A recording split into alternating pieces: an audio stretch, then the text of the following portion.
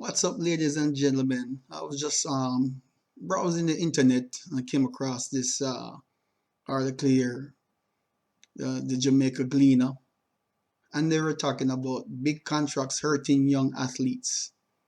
I guess Bolt made this comment. He was being interviewed by Asafa Powell, who just recently retired, and I kind of skimmed through the article. It's interesting, but I want to share it with the audience. So apparently, Bolt was being interviewed and he just made some comment that some people might not take too kindly to the comments or they might think he's hating. But let's read through the article together. It says Jamaican sprinting legend, multiple Olympic gold medalist and world record holder in the men's 100 and 200 meters, Usain Bolt believes big contracts for young athletes could be hurting rather than helping. So right then, that statement alone is gonna probably catch some of these young men, and you have to look at the context. Cause let me read further. Bolt, while speaking on a local podcast, Fast Lane Lifestyle, with host and recently retired sprinter Salafa Powell, said he believes the massive endorsement deals going to local athletes is based in part on the foundation set by him and Powell. So the fact of the matter is that this is true. Few of them are getting a lot of money than we did at the start, said Bolt.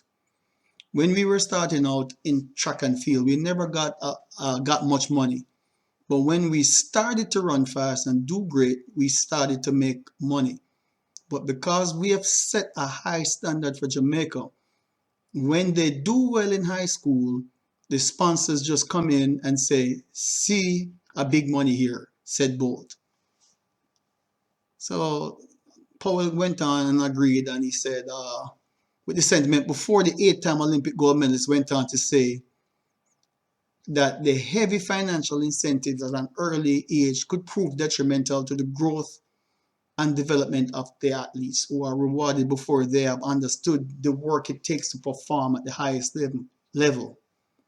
And he might have a point right there. And the article continues here. When they get the money now, they're like, oh, cool. I don't need to do anything else, said Bolt. Advice often misconstrued. So let's see what they're talking about. The 4-time Laureus Athlete of the Year award winner, who retired in 2017, revealed that he has opted not to give advice to the current crop of athletes unless they approach him, because that advice is often misconstrued. Bolt went on to say, I've reached a point where if they don't come to me, I have nothing to say, because I used to try and talk to all these young athletes. I've tried to guide them to a level to say, you need to do this and do that. You need to train harder and be dedicated, and it's like a waste of time, said the 100-meter and 200-meter world record holder. And, if that's true, I mean, it's sometimes, like everybody was young at one time, and how hard-headed we can all be. Somebody trying to tell you something based off of their past experience or wisdom that they've attained over the years, and we think 18 years old, 19 or 17 or whatever, we think we know everything.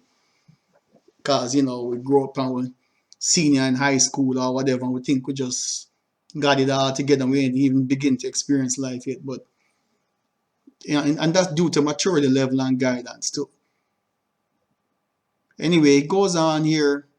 The 36-year-old Bolt further stated that he settled on his decision to keep his comments close to his chest after athletes refused to communicate with him after he dished out what he had hoped would be taken as motivation.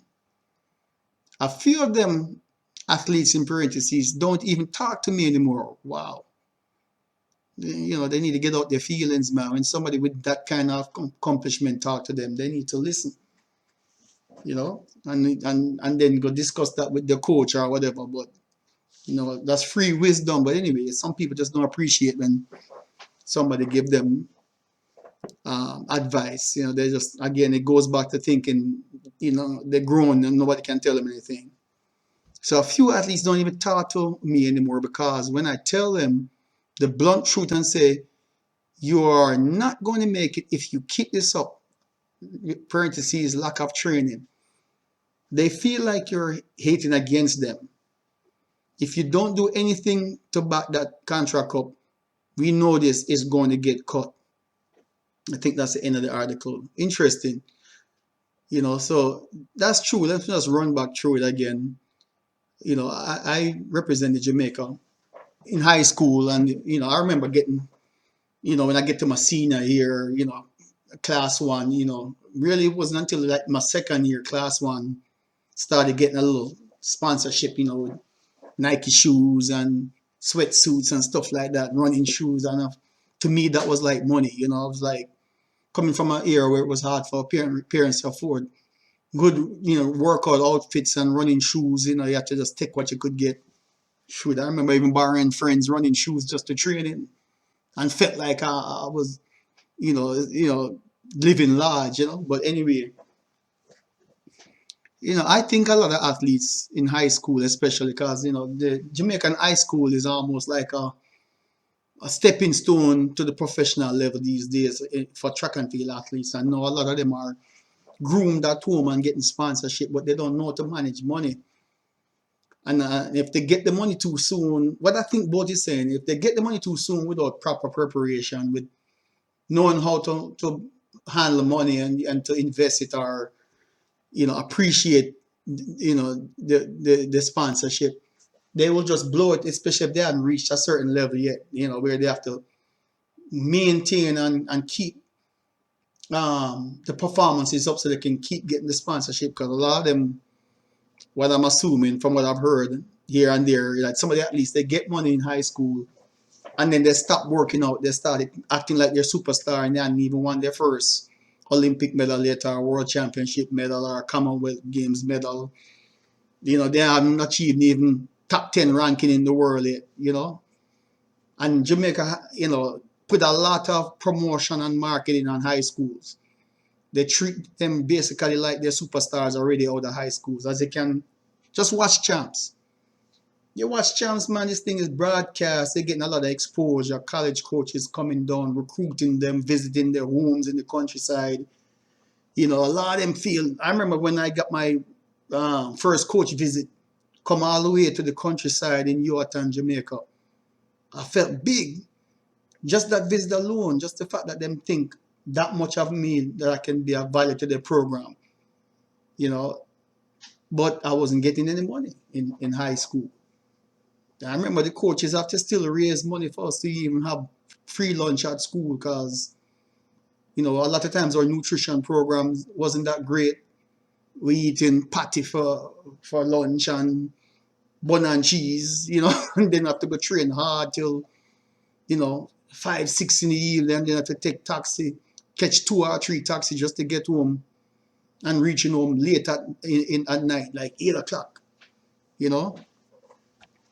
And we didn't get no money and have the opportunity to buy our own cars and, drive home or have family shoot. My father didn't even have a car to come just say, pick me up from practice. He's always catching the bus. Like I said, or 2 taxi if you can get it in time to even reach home early enough and reach home safely. But um, athletes need guidance, and I think that's what Bolt is saying. And he's trying to show them the hard work it takes, even if you get a little money in high school. All right, as you get out of high school, you get a little sponsorship. Um, you need to, know first the work that you have to do to maintain that level, to bring the money out, to keep the money flowing. Otherwise, as soon as you're not performing well, they will cut that sponsorship. Because you're basically like an independent contractor. You're only as good as the work that you're putting out. You start to fall below that work, and the performance not showing up anymore, and you're not being ranked and winning the races. They cut that thing so fast before you know it, you're back on the streets. You know, handing out, putting out your hands open for some help. And that's the thing, everybody, because I was young at one time and did listen. And if I had listened to some of the advice I was getting, I probably would have been even a better athlete. Um, I mean, I went to college in the United States, but I didn't. I was just messing around here with the thing here. I didn't um,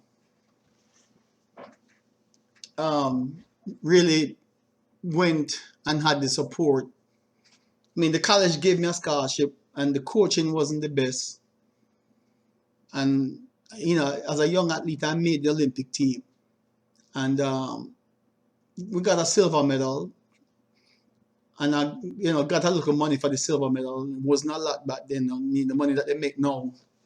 But for me, that was like getting $100,000. It was like $5,760 for my part on the running the second leg for the Jamaica Olympic team in 1984. It was just fresh out of high school, just turned 18. I mean, just turned 19 in August. And I didn't manage the money well. If I even invested that money and know and just recognize the work that I'm gonna have to do to keep up that kind of money to keep flowing to me. Of course, in college you really couldn't make that kind of money, and while you're on scholarship because the NCAA rules are so strict anyway. But if you're an athlete coming out of high school and you stay home and you turn professional, recognize that you can't take anything for granted. You have to work hard.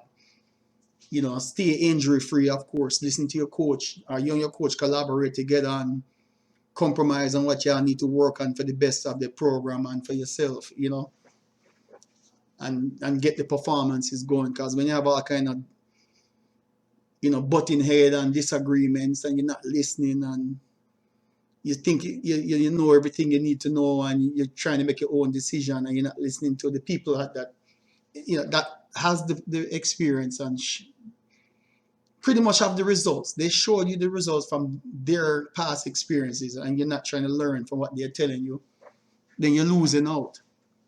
And if somebody tell you you need to get your knees up or, work a little harder, hit the weight room, you need to get up and early and go to your workouts, listen to your coach, you shouldn't take that as, oh, he's hating on me because, I'm doing better at a younger age or. So it's a shame that someone like Bolt that was produced in locally in Jamaica rise to the occasion, make it through the ranks and accomplish so much that he's saying that young people don't even talking to him anymore. They don't even want to hear his viewpoint. And to me, that's a loss right there. And if the coaches are not teaching their athletes how to be humble and listen and learn, because first of all, you have to listen to your coach and make you wonder, are they even listening to the coach if they won't listen to somebody like Bolt? You know what I'm saying? Man that still has the world record for the 100 and the 200 4x1. Get so many awards. Like it says here, 4-time laureate athlete of the year award winner, gold medal. How many gold medals this man have?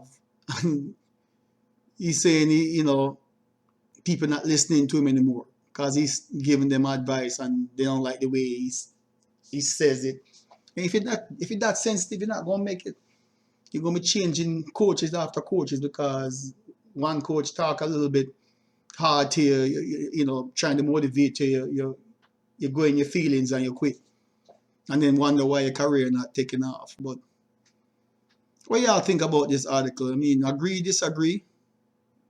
I think Bolt is right, I mean, not is wrong if you're getting a big money if you're young, but if you don't realize at the same time how you got to keep that money flowing or what you're going to have to do to keep, marketing yourself and promoting yourself, you know, by doing the hard work, out there to maintain that performance, because it's all about performance. And in the end, the bottom line is only who performing is going to keep making money if you don't know the value of the hard work. First of all, you have to have the passion for it and don't put the money first, so to speak. The money is important, but you have to love what you're doing. And then know that you have to put in the work to get the money. For anything you do to make money, to earn a living, you have to put in the work.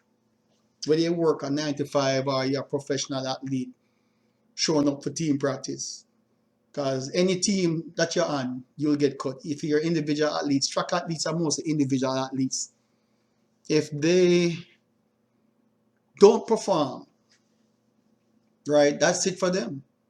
Even if you have a coach and family supporting you, but if you're not listening to anybody, especially a coach or experienced athlete like Bolt trying to give you some free advice, you know, hell, he can go to talk show circuit and get paid to give those advice, and he's giving it to the younger athletes for free in Jamaica, and they're acting like this. Then we're at a loss, and that's probably why some of the young male athletes are struggling in Jamaica to rise and shine like Bolt did, because they're not listening. The younger female athletes look like they're listening and putting in the work, and that's probably why the female program is so much more successful. So that's a problem, you know. If the boys are having an ego problem, and if long as they have that ego problem and think that they're smarter than everybody else and don't have to listen, then they're gonna have a warm time getting to the level that Bolt get to. But that's my take. Agree or disagree? So anyway, that's my take on that for now. It was interesting. Big contracts hurting young athletes. Y'all can give me a comment and let me know if you agree with this or not. Anyway, that's it for now. Until next time.